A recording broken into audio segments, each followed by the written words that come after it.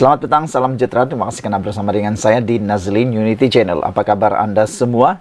Pastinya di hari yang sangat indah ini, kita dikejutkan dengan satu berita yang tak indah pula. Berita ini mengejutkan seluruh rakyat dan khususnya Perikatan Nasional di bawah kepimpinan pengurusinya, yaitu Muhyiddin Yassin, dan juga di bawah di bawah gabungan, maafkan saya terkedu pula mulut nih, lidah nih, gara-gara satu laporan di media menunjukkan bahwa Radzi Jidin kini dalam bahaya. Menurut laporan ini, SPRM telah pun atau belum memanggil Radzi Jidin. Menurut SPRM, mereka belum memanggil Radzi Jidin berkaitan dengan satu kes. Suruhanjaya Pencegahan Rasuah Malaysia SPRM mengesahkan mereka belum lagi memanggil bekas Menteri Pendidikan Datuk Radzi Jidin berhubung projek membabitkan percetakan buku Jacob untuk prasekolah bernilai kira-kira RM80 juta ringgit. Ketua Pesuruhjaya SPRM Tan Sri Azambuki Baki berkata, siasatan kes itu masih dijalankan. SPRM belum lagi memanggil Radzi Jidin. Siasatan masih dijalankan, kata beliau. Saya menyerahkan kepada pegawai penyiasat untuk menjalankan siasatan, katanya ketika ditemui pemberita selepas merasmikan International Anti-Bribery Anti-Corruption Summit 2023 ABAC di sini hari ini.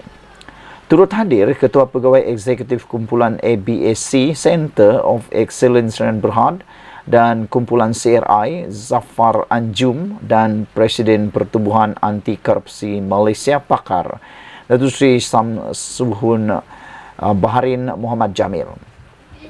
Terdahulu, media melaporkan SPRM menahan dua individu termasuk bekas setiausaha politik bekas menteri itu bagi membantu siasatan berhubung projek berkenaan. Sumber dilaporkan sebagai berkata, suspek pertama berusia lingkungan 20-an yang juga bekas setiausaha politik, manakala suspek kedua ialah pemilik syarikat berusia lewat 50-an. Katanya mereka dipercayai bersubahat dengan bekas menteri kanan itu, meminta dan menerima rasuah melalui syarikat suspek kedua daripada kontraktor sebagai balasan meluluskan projek percetakan buku secara rundingan terus. Kes disiasat di bawah Seksyen 16A dalam kurungan B bagi Akta SPRM 2009.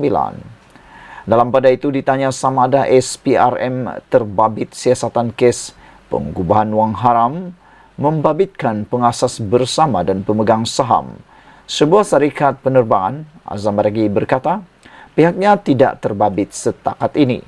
Ia adalah tindakan daripada pihak polis. Siasatan bukan kesalahan di bawah Akta Pencegahan Rasuah 2009, katanya.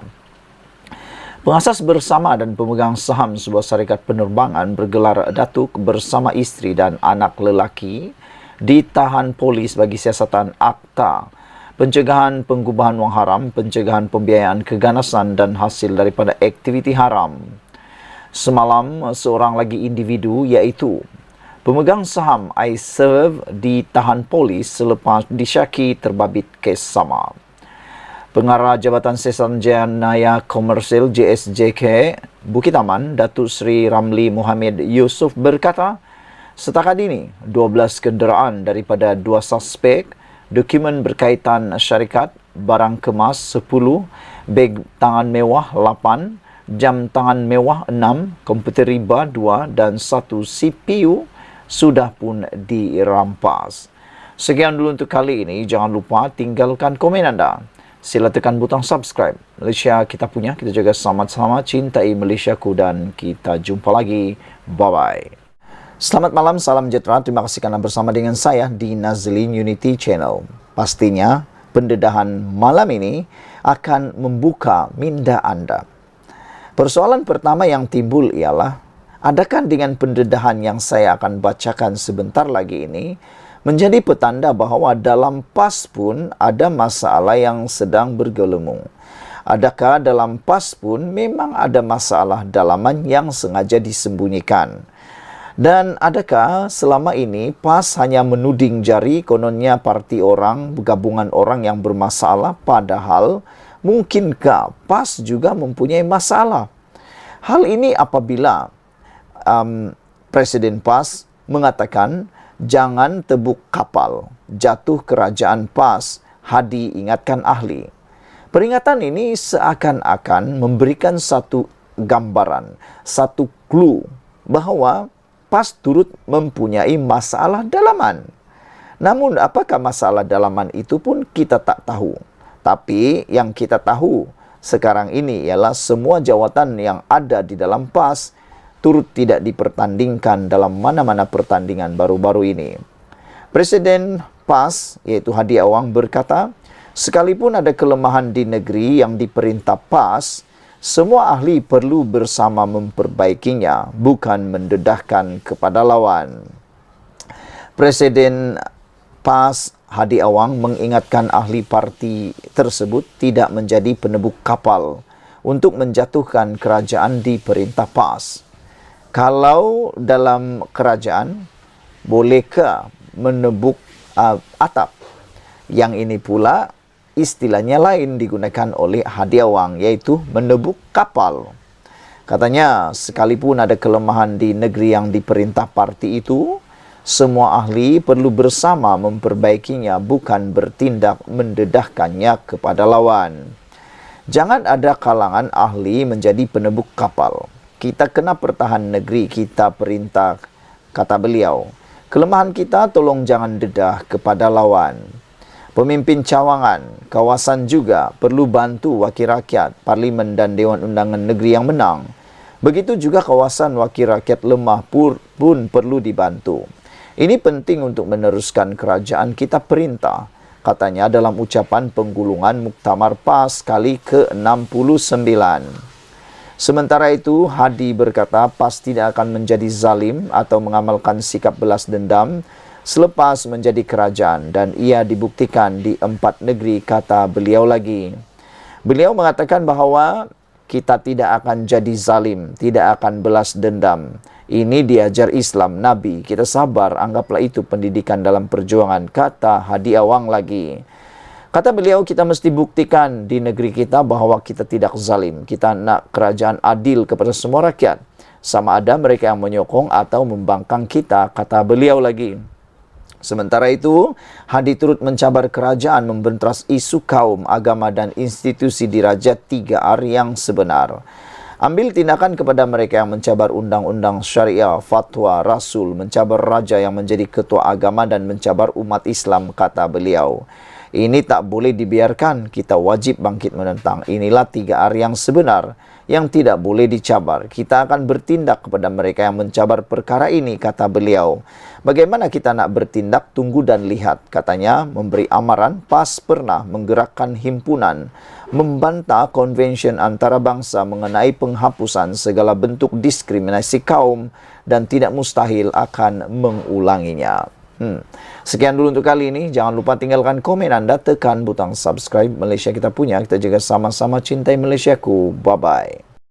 Selamat petang, salam sejahtera. Terima kasih karena bersama dengan saya di Nazilin Unity Channel. Ini adalah keputusan di Dewan Parlimen, Dewan Rakyat yang paling menggemparkan kita hari ini. Apabila dipetik daripada mykmu.net, label kafir Zionis kini dilarang di Dewan Rakyat. Speaker Dewan Rakyat Johari Abdul mahu ahli parlimen berhenti melabelkan satu sama lain dengan perkataan seperti kafir, Zionis dan Yahudi, atau yang boleh mengguriskan hati ketika berbahas di Dewan Rakyat, seperti yang berlaku minggu lalu. Johari berkata bahawa penggunaan perkataan seumpama itu adalah salah dan bertentangan dengan peraturan tetap 36 dalam kurungan 10 kurungan C, kerana berkemungkinan menimbulkan perasaan sakit hati atau bermusuhan di antara satu sama lain dengan kaum yang lain di Malaysia. Yang berhormat hendaklah menggunakan tingkah laku yang terpuji semasa mengetengahkan isu-isu rakyat dan negara. Ahli-ahli yang berhormat hendaklah menjadikan kepentingan negara sebagai matlamat utama dan tidak menggunakan dewan ini sebagai medan politik, kumpulan maupun individu, kata beliau. Pada hari ini saya mengajak ahli-ahli yang berhormat membuka lembaran baru. Padamkanlah isu panas tersebut yang berlaku pada minggu lalu. Biarkanlah perbahasan ahli-ahli yang berhormat berlandaskan isu demi membela nasib rakyat di luar sana, kata beliau lagi. Beliau menegaskan bahawa beliau tidak akan bertolak ansur dan akan mengambil tindakan sekiranya isu dan perkataan yang dimaksudkan tadi dibangkitkan lagi. Johari juga memberi peringatan supaya isu-isu peribadi yang dibangkitkan dan dilaporkan di luar hendaklah tidak dibawa dan diungkit di dalam Dewan Rakyat. Minggu lalu, ketegangan memuncak di Dewan Rakyat apabila pada 17 Oktober, Ahmad Marzuk Syari, Perikatan Nasional Pengkalan Cepa, bertengkar dengan Hodli Pakatan Harapan Ipoh Timur. Marzuk dalam perbahasannya mengulangi dakwaan Perikatan Nasional bahawa Lee dalam video tular bulan lalu yang dilihat menjadi subjek siasatan polis telah salah tafsir ayat Al-Quran yang menyentuh isu kesetiaan kepada pemerintah atau pemimpin. Wakil rakyat PAS itu kemudiannya melabelkan DAP sebagai kafir. RSN Rea, Pakatan Harapan Jelutung, tampil membantah penggunaan yang didakwanya kurang sopan dan biadab. Kerana DAP juga mempunyai ahli parlimen Melayu Islam dari Bangi, Bukit Bendera dan Bentung. Sebagai tindak balas, Marzuk berkata dia akan menarik balik kenyataannya itu jika ia disalah tafsir. Kerana ini hanya disasarkan kepada ahli parlimen bukan Islam DAP. Bagaimanapun, Sarizan Johan, PH Bangi, yang mendakwa terguris dengan pelabelan kafir oleh pembangkang terhadap parti itu, mahu merujuk Ahmad Marzuk ke jawatan kuasa hak dan kebebasan parlimen. Johari hari ini berkata, usul Sarizan sedang dikaji. Kekecohan turut tercetus pada 18 Oktober lalu selepas Khoi Poi Tiong, PH Kota Melaka, mencelah perbahasan Muhyiddin Yassin, Perikatan Nasional PAGO, dengan membangkit kes menantunya yaitu Muhammad Adlan Berhan yang kini menjadi buruan SPRM. Saidan Kasim, PN Arau, kemudian bangkit dan bangun menjerit, ini bangsat punya orang, dan melabelkan Ku sebagai biadab. Perbahasan dihangatkan lagi apabila Awang Salehuddin Hashim, PN Pendang, menasihatkan Ku supaya jangan ikut perangai Zionis. Kedua-dua pihak kemudian bertikam lidah semula. Johari hari ini menjelaskan bahawa walaupun perkataan Zionis boleh digunakan, ia tidak sepatutnya dikaitkan dengan mana-mana ahli parlimen dalam Dewan. Saudara-saudara sekalian, ini satu keputusan yang memang ditunggu-tunggu oleh rakyat Malaysia. Yang kita harapkan ialah Dewan Rakyat menjadi perbahasan untuk pembangunan Malaysia, membangunkan isu-isu Malaysia dan bukan untuk memecah belahkan mana-mana kaum, mana-mana individu pun mana-mana rakyat Malaysia. Sekian dulu Malaysia kita punya, kita jaga sama-sama cintai Malaysiaku. Bye-bye.